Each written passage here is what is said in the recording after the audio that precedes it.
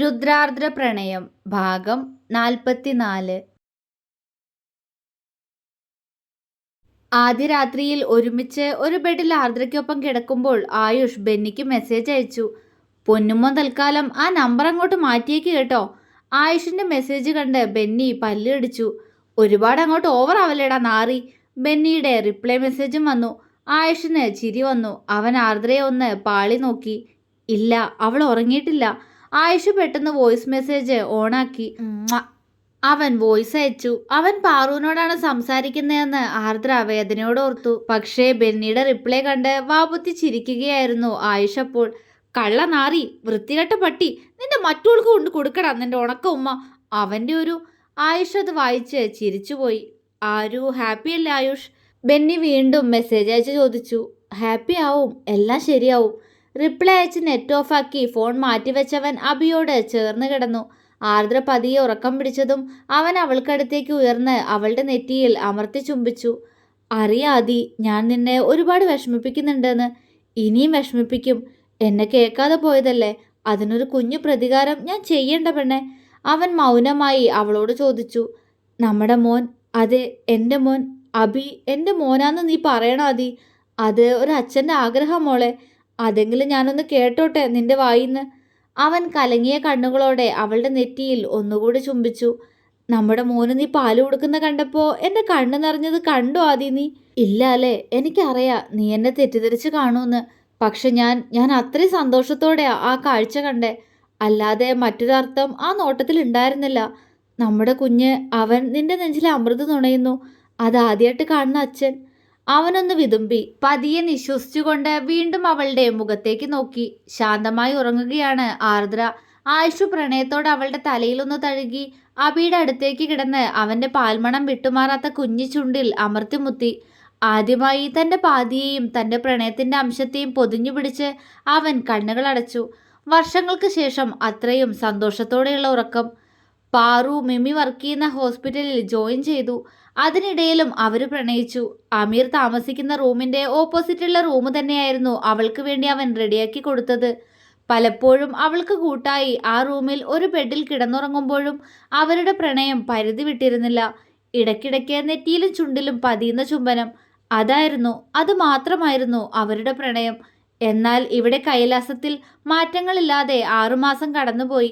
ആർദ്ര വീണ്ടും പഴയതുപോലെ തന്നെ സ്നേഹിക്കാൻ തുടങ്ങിയെന്ന് ആയുഷിന് മനസ്സിലായിരുന്നു. പക്ഷേ അവൾ സത്യങ്ങൾ തുറന്നു പറയാൻ അവൻ അപ്പോഴും വെയിറ്റ് ചെയ്തു. ഒടുവിൽ പാറു വിളിച്ചു പറഞ്ഞു അവൾ തിരികെ വരുന്നുവെന്ന്. എന്നും അവൻ്റെ കാര്യങ്ങൾ അറിയാവുന്നത് കൊണ്ട് തന്നെ ആർദ്രയും ആയുഷും ഇപ്പോഴും അകലത്തിൽ തന്നെയാണെന്നും അവരെ ഒന്നിപ്പിക്കാൻ തനിക്ക് കഴിയുമെന്നും പാറുവിന് തോന്നി. മിമിയോടുടനെ നാട്ടിലേക്ക് വരാൻ പറഞ്ഞ് അവൾ തിരികെ നാട്ടിലേക്ക് വന്നു. ആയുഷാണ് അവളെ പിക്ക് ചെയ്യാൻ എയർപോർട്ടിലേക്ക് പോയത്. അതിനിടയിൽ ഡിവോഴ്സ് പേപ്പർ റെഡിയാക്കിയ കാര്യം ആയുഷ് പാറുവിനോട് പറഞ്ഞു. കേട്ടപ്പോൾ അവൾക്കൊരു ഞെട്ടലായിരുന്നു. എന്നാൽ ഈ ഒരു പ്ലാനിലൂടെയെങ്കിലും ആർദ്രയുടെ പ്രണയവും എൻ്റെ മോനാണ് അബിയെന്ന് കേൾക്കാനുള്ള അവൻ്റെ ഉള്ളിലെ കാമുകന്റെയും അച്ഛൻ്റെയും മനസ്സ് മനസ്സിലാക്കിയ പാറു ആയുഷിന്റെ പ്ലാനിനോട് കൂട്ടുനിന്നു. ദേവർമഠത്തിൽ പോയി മാധവിയും സേതുവിനെയും കൂട്ടി കൈലാസത്തിലേക്ക് എത്തുമ്പോഴേക്കും മാധവിക്ക് സേതുവിനും കൂടി അവരുടെ നാടകത്തിൽ റോള് കൊടുത്തിരുന്നു ആയുഷ്. മാധവി അവനെ ദയനീയമായി നോക്കി. പക്ഷെ ആയുഷ് അത് കണ്ടില്ലാന്ന് നടിച്ചു. പിന്നീടെല്ലാം അവരുടെ പ്ലാൻ പോലെ തന്നെ നടന്നു. ആർദ്ര റൂമിലേക്ക് വന്നതും ആയുഷ് അവൾക്ക് നേരെ ഡിവോഴ്സ് പേപ്പർ നീട്ടി. തകർന്നു നിൽക്കുന്ന അവൾക്ക് മുന്നിലേക്ക് പാറു കടന്നു വന്നു. ആർദ്രയുടെ മുന്നിൽ വെച്ച് അവൾ ആയുഷിനെ കെട്ടിപ്പിടിച്ചപ്പോൾ അവന് വല്ലായ്മ തോന്നി. എൻ്റെ ആദിക്ക് ഏറ്റവും വിഷമാകുന്ന കാര്യം അതായിരിക്കും, അവൻ മനസ്സിൽ പറഞ്ഞിരുന്നു. അവൾ റൂമിന് പുറത്തേക്ക് ഓടിപ്പോയി ചുമരിൽ ചാരി നിന്ന് തേങ്ങുന്നത് അറിഞ്ഞുകൊണ്ട് തന്നെയാണ് പാറു ആർദ്ര ഡിവോഴ്സ് പേപ്പറിൽ ഒപ്പിടില്ലേ എന്ന് അവനോട് ചോദിച്ചത്. അവളെ കേൾപ്പിക്കാൻ വേണ്ടി മാത്രം അവൾ ഒപ്പിടുമെന്ന് ആയുഷ് പാറുവിന് വാക്ക് നൽകി. മല്ലിക ഈ പ്ലാനൊന്നും അറിയാതിരുന്നത് കൊണ്ട് അവരും ഞെട്ടിപ്പോയി. അവരുടെ സ്ക്രിപ്റ്റിലില്ലാത്തൊരു കാര്യം നടന്നത് എന്താന്ന് വെച്ചാൽ ആയുഷിന്റെ കരണം നോക്കി ആർദ്ര കൊടുത്ത അടിയായിരുന്നു. പിന്നീട് മാധവി തന്നെ മല്ലികയുടെ എല്ലാ കാര്യങ്ങളും തുറന്നു പറഞ്ഞു. പാറു ആയുഷിനോട് അടുത്ത് സംസാരിക്കുന്നത് കണ്ട് വിഷമിക്കുന്ന ആർദ്രയെ കണ്ട് പാറുവിനും സങ്കടം തോന്നുന്നുണ്ടായിരുന്നു. എങ്കിലും അവനെ സ്വന്തമാക്കുമെന്ന് പാറു ആർദ്രയോട് പറഞ്ഞ് അവളെ ദേഷ്യം പിടിപ്പിച്ചു. എന്നിട്ടും ആർദ്ര സത്യങ്ങൾ പറയാതെ തന്നോട് സ്നേഹത്തോടെ പെരുമാറുന്നത് കണ്ടപ്പോൾ ആയുഷിന്റെ നെഞ്ചു വിങ്ങി. തന്നെ നഷ്ടപ്പെടുമോ എന്ന അവളുടെ ഭയം അവന് മനസ്സിലാവുന്നുണ്ടായിരുന്നു. അവൾ എന്തായാലും സത്യം തുറന്നു പറയില്ല എന്ന് ആയുഷിന് അതോടെ മനസ്സിലായി. ഒടുവിൽ അവളോട് തോൽവി സമ്മതിച്ച് ആയുഷ് തന്നെ എല്ലാം തുറന്നു പറഞ്ഞ് അവൾക്കൊപ്പം സന്തോഷത്തോടെ ജീവിക്കാൻ തീരുമാനിച്ചു. കൂട്ടത്തിൽ ബെന്നിയെ വിളിച്ച് നാട്ടിലേക്ക് വരാൻ പറഞ്ഞു. രാവിലെ തൊട്ട് ആർദ്രയോടെല്ലാം തുറന്നു പറയുമ്പോൾ അവളുടെ റിയാക്ഷൻ എന്താവുമെന്നോർത്തുള്ള ടെൻഷനിലായിരുന്നു റൂമിൽ ആയുഷ്. പാറു അവനൊപ്പം റൂമിൽ തന്നെയുണ്ട്. ബെന്നി കൈലാസത്തിലേക്ക് എത്താറായി എന്ന് പറഞ്ഞ് മെസ്സേജ് അയച്ചതും താഴേക്ക് പോവാൻ ഒരുങ്ങിയതായിരുന്നു പാറു ആയുഷും. അപ്പോഴാണ് പാറുവിന്റെ കണ്ണില് പൊടി പോയത്. അവളുടെ കണ്ണിൽ ഊതിക്കൊടുത്ത് പൊടി കളയുകയായിരുന്നു ആയുഷ്. അത് കണ്ടുകൊണ്ടാണ് ആർദ്ര റൂമിലേക്ക് കയറി വന്നത്. മുന്നിലെ കാഴ്ച സഹിക്കാൻ കഴിയാതെ ആർദ്ര പാറുവിന്റെ കവിളിൽ വീശിയടിച്ചു. അവരുടെ ജീവിതത്തിൽ നടന്ന എല്ലാ കാര്യങ്ങളും ആർദ്രയോട് തുറന്നു പറഞ്ഞ് തന്റെ മടിയിലിരിക്കുന്നവൾ ആയുഷ് ഒന്നു നോക്കി. അവളുടെ കണ്ണുകൾ നിറഞ്ഞൊഴുകുന്നുണ്ട്. അവനും കരയുകയായിരുന്നുവെന്ന് അവൻ അപ്പോഴാണ് മനസ്സിലായത്. മോളെ ആദി, ആയുഷ് ഇടർച്ചയോടെ വിളിച്ചു. രുദ്രേട്ട, അവൾ വിതുമ്പി. നിന്റെ രുദ്രേട്ടൻ ഈ ജീവിതത്തിൽ ആകെ പ്രണയിച്ചത് നിന്നെ മാത്രം ആദി. ആ പ്രണയം തിരികെ കിട്ടാൻ വേണ്ടി ഞാൻ എന്തോരം കൊതിച്ചിട്ടുണ്ടെന്നോ. അവന്റെ വാക്കുകളിൽ വേദന. രുദ്രേട്ട, അവൾ അവന്റെ കവിളിൽ തലോടി. പ്രണയ, എനിക്കെന്റെ ആദിയോട്. ഇനി എന്നെ വിട്ട് പൂവല്ല പെണ്ണെ. എന്റെ മരണം കൊണ്ടല്ലാതെ എന്നെ ഇന്ന് പിരിയല്ല നീ. അവന്റെ കണ്ണുകൾ കലങ്ങി. രുദ്രേട്ട, അവൾ അവന്റെ മുഖം പിടിച്ചുയർത്തി. അവന്റെ മുഖം ആകെ ചുണ്ടുകൾ അമർത്തി. ആയുഷ് അവളെ തന്നിലേക്ക് ചേർത്ത് വരിഞ്ഞു മുറുക്കി. അവളുടെ ചുണ്ടുകൾ അവന്റെ നെറ്റിയിലും കവിളിലും കണ്ണിലും മാറി മാറി പതിഞ്ഞു. ഒടുവിൽ കിതപ്പോടെ അവൾ അവനിൽ നിന്നും അകന്നു മാറുമ്പോൾ ആയുഷിന്റെ നോട്ടം അവളുടെ തുടുത്ത ചുണ്ടുകളിലായിരുന്നു. അത് കണ്ട് ആർദ്രയുടെ മുഖം ചുവന്നുപോയി. ആദി, അവൻ അവളുടെ ചുണ്ടുകളിലേക്ക് താഴ്ന്നു വന്നുകൊണ്ട് വിളിച്ചു. അവള് പിടച്ചിലോടെ പെട്ടെന്ന് അവന്റെ മുഖം പിടിച്ചുയർത്തി. ആ പിടപ്പ് കണ്ട് അവൻ എന്തായെന്ന പോലെ അവളെ നോക്കി. അത് പിന്നെ? അവളിൽ വിറയൽ. പിന്നെ? അവൻ ആ വിറയൽ ആസ്വദിച്ചുകൊണ്ട് ചോദിച്ചു. അത് ഞാൻ എൻ്റെ രുദ്രേട്ടൻ്റെ മനസ്സറിയാൻ ഒരുപാട് വൈകിപ്പോയി. ഞാൻ കണ്ടതും കേട്ടതും എല്ലാം തെറ്റായിരുന്നു. ഇപ്പോൾ അതെനിക്ക് മനസ്സിലാവുന്നുണ്ട്. എന്നോർത്തെൻ്റെ രുദ്രേട്ടൻ ഇവിടെ തനിച്ച് ജീവിക്കുമ്പോൾ ഞാൻ അവിടെ ഒന്നും അറിയാതെ. അവളുടെ സ്വരമിടറി. നീയും തനിച്ചായിരുന്നില്ല ആദി. അവൻ അവളുടെ തലമുടിയിലൂടെ തഴുകി. ആയിരുന്നു, പക്ഷെ എൻ്റെ കൂടെ നമ്മുടെ മോനും ഉണ്ടായിരുന്നല്ലോ രുദ്രേട്ട. പക്ഷെ എൻ്റെ രുദ്രേട്ടൻ്റെ കൂടെ ആരും ഇല്ലായിരുന്നല്ലോ. അവൾ തേങ്ങി. അവൻ അവളെ നെഞ്ചിലേക്ക് ചേർത്ത് പിടിച്ചു. അവൾ അങ്ങനെ തന്നെ കിടന്നുകൊണ്ട് അവൻ്റെ മുഖത്തേക്ക് നോക്കി. എന്താ ആദി? അവൻ ചോദിച്ചു. ആക്സിഡന്റ്, ഈ പാടപ്പോ അതിൻ്റെയാണ് രുദ്രേട്ട? അവൻ്റെ കണ്ണിന് താഴെയായി കുഴിഞ്ഞിരിക്കുന്ന പാടിൽ തലോടിക്കൊണ്ട് അവൾ വേദനയോട് ചോദിച്ചു. ഇതൊക്കെ ചെറുതല്ലേ, ഇതിനേക്കാളുണ്ട് ശരീരത്തിൽ മായാത്ത പാടുകൾ. അവൻ പുഞ്ചിരിയോടെയാണ് അത് പറഞ്ഞത്. ആർദ്ര അവനെ കണ്ണു നിറച്ച് നോക്കി. ഇനി കരയല്ല ആദി, കഴിഞ്ഞതെല്ലാം നമുക്ക് മറന്നു കളയാം. ഇനി എന്നും നീ ഉണ്ടല്ലോ എൻ്റെ കൂടെ, അത് മതി എനിക്ക്. അവൻ അവളുടെ നെറ്റിയിൽ ചുംബിച്ചു.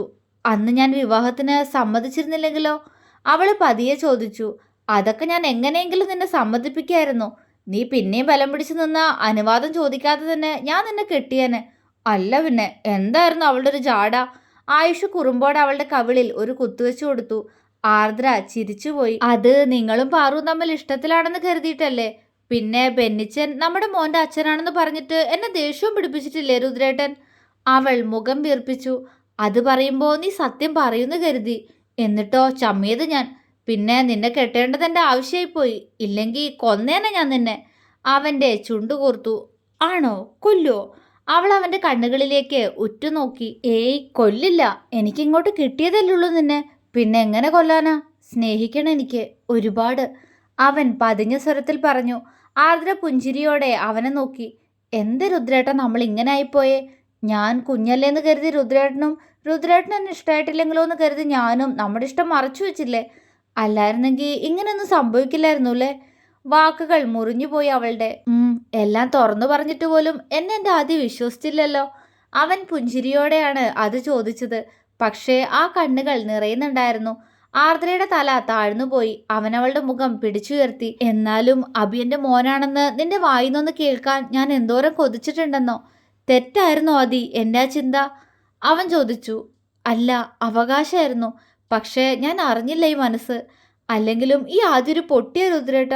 ഇപ്പോ എനിക്കത് മനസ്സിലാവുന്നുണ്ട്. അവൾ തേങ്ങി. അവൻ പെട്ടെന്ന് അവളുടെ ഇടുപ്പിൽ കൈയമർത്തി. ആർദ്ര ഏങ്ങിപ്പോയി.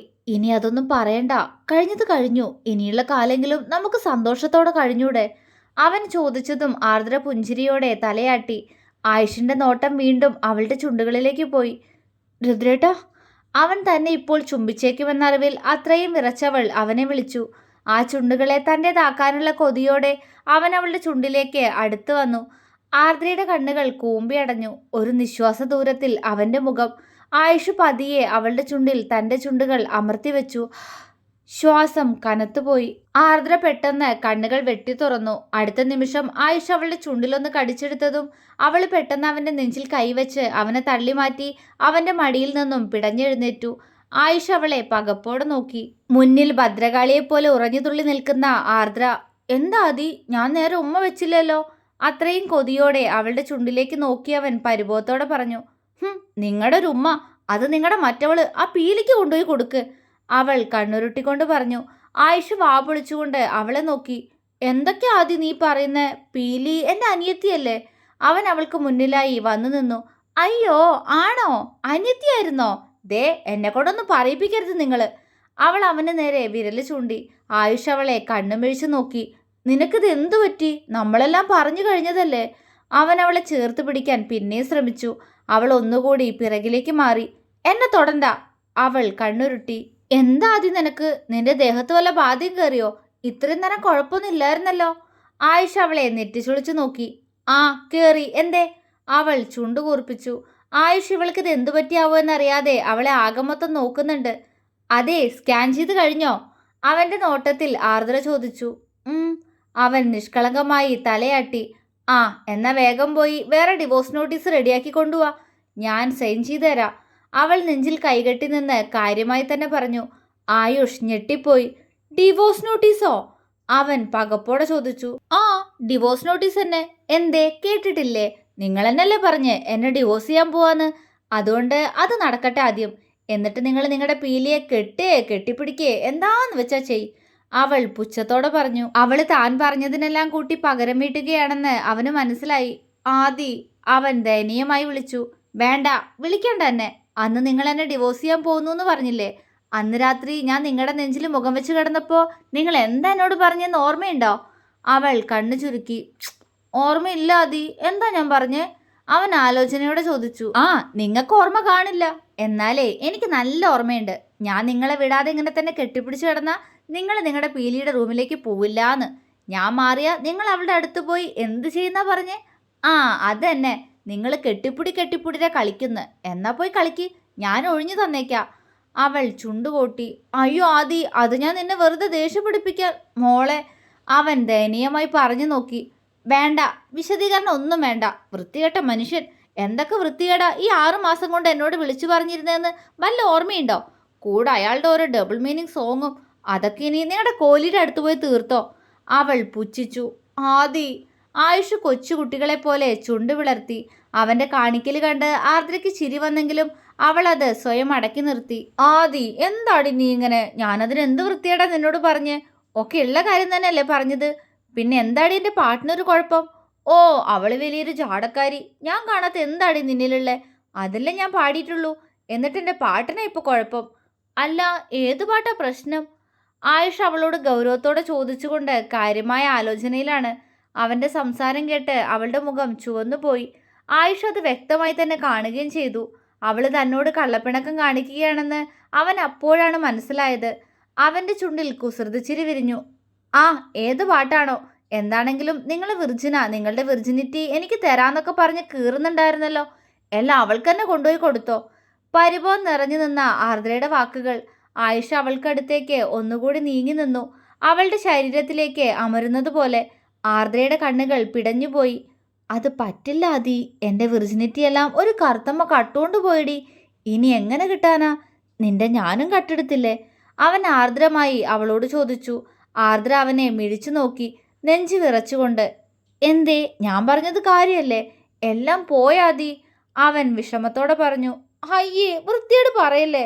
ആർദ്ര അവന്റെ നെഞ്ചിൽ ഒരടി വെച്ചു കൊടുത്തു. ഹു, ഈ പെണ്ണിനിതെന്താ? ഞാനുള്ളതല്ലേ പറഞ്ഞേ. അന്ന് കള്ളുടിച്ചു ബോധമില്ലാതിരുന്ന് എൻ്റെ മുന്നിൽ വന്ന് എന്നെ പ്രലോഭിപ്പിച്ച് ഓരോന്ന് ഒപ്പിച്ചു വെച്ചിട്ട് ഈ പെണ്ണ് അടിക്കുന്നോ നീ? അവൻ അവളെ തറപ്പിച്ചു നോക്കി. എത്രയൊക്കെ മറച്ചു പിടിക്കാൻ ശ്രമിച്ചിട്ടും അവന്റെ ചുണ്ടിൻ കോണിലെ ചിരി അതുപോലെ തന്നെ ഉണ്ടായിരുന്നു. ആർദ്ര വിയർത്തുപോയി. അവളെ കൂടുതൽ വശം കെടുത്താൻ ആ ചെക്കനും. തുടരും.